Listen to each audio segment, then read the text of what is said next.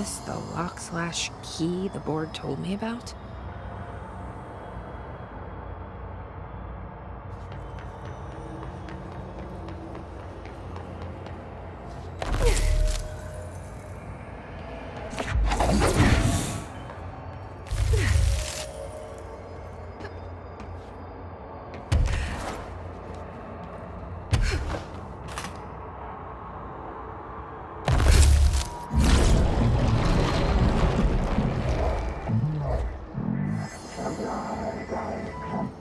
Just doing my job.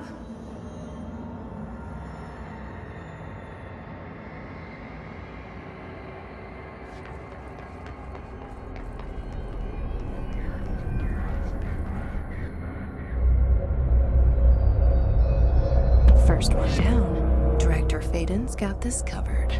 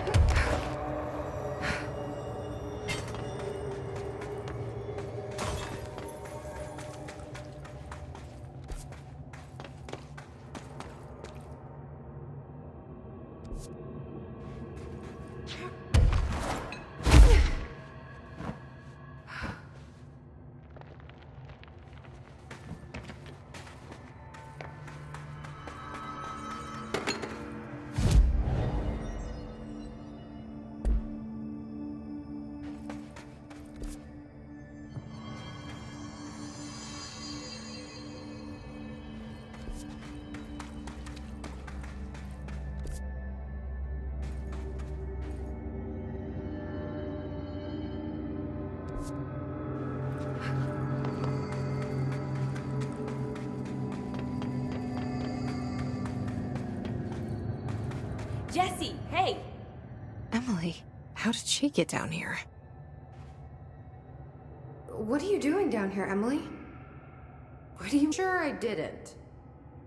No, that's right. You didn't. But then, I remember you needing me to come here. I mean, you even told me how to get in.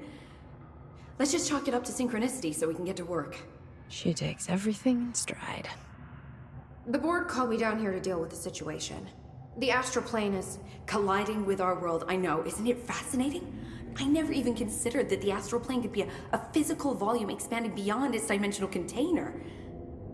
The bleed is localized to this area, but its growth rate seems steady. Given time, it will consume the entire Bureau, and possibly beyond. That's what I'm here to stop. The board told me to fix the nail over there by dismantling 4 locks in the astral plane. Funny, I think it's put itself back together a bit. So that could be due to the law of inverse exchange. For every associated component you remove, this nail reconstructs. Or possibly some variation of anti-sympathy. Don't worry, I'll look into it. Did you notice all the Bureau infrastructure? It looks like there was a research team stationed down here at some point. Do you think Darling knew about this? I'd put money on it. That reminds me, have you seen Marshall? She contacted me over the hotline, but then I saw her walking around. I haven't seen her. The hotline only connects to extraplanar entities. Or dead people. But Marshall's proved time and time again that she's a survivor. That's exactly what I thought. Anyway, I've been looking into the minerals growing down here. Have you noticed how they insist on maintaining a certain form? Maybe some sort of a state memory, or they consciously prefer a certain shape? I think we're on a clock here, Emily. I need to stop the astral bleeding before it brings the oldest house down. See what you can find out from the nail in the meantime. And send out some rangers to look for Marshall. She may be in trouble. Will do, Jesse. If you see anything interesting, remember to take detailed notes.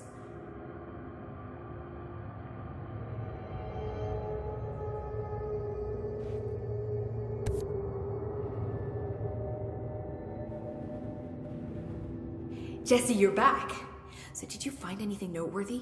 The original Bureau expedition down here left so much interesting stuff behind. Like their ID cards. I picked up a weird one. It's pretty old. Oh wow, look at that. Yeah, I found a few ID cards myself. Or, more accurately, the Rangers found them for me. Are you starting a collection? I'm going for the whole set. I kid, of course. But I suppose they are sort of like baseball cards, except for Bureau stuff from the 60s. Hey, the one you found is different than mine. It looks like it's a higher clearance level. A rare one, then. Want to keep it, Emily? Yeah, I absolutely do. But I think you should hang on to it for now. High clearance access might come in handy. Sounds like you have something in mind. Guilty. See, I've been going through Dr. Ash's notes, or the ones I can find, anyway. Like Darling, he seemed to enjoy hiding his most relevant research. From what I gather, there is another floor beneath the warehouse with a special lab that requires 5 high-level staff members just to access. Here, take this. It's an old skeleton key. Something else the Rangers found. I give them $5 for every useful trinket they bring me. I'm gonna assume this key is my ticket to that lower floor. And that super secret lab you mentioned. Bingo bango, as Dr. Darling used to say. But keep your eyes peeled for more ID cards around the warehouse. If Ash's notes are reliable, and I'm sure they are, then 5 is the magic number. All the tests I run on the nail keep coming back as nonsense, and a couple of my instruments have already broken. Maybe we should take that as a sign to pack it in? I didn't take you for a quitter, Dr. Saba. There's a reason I packed a black rock.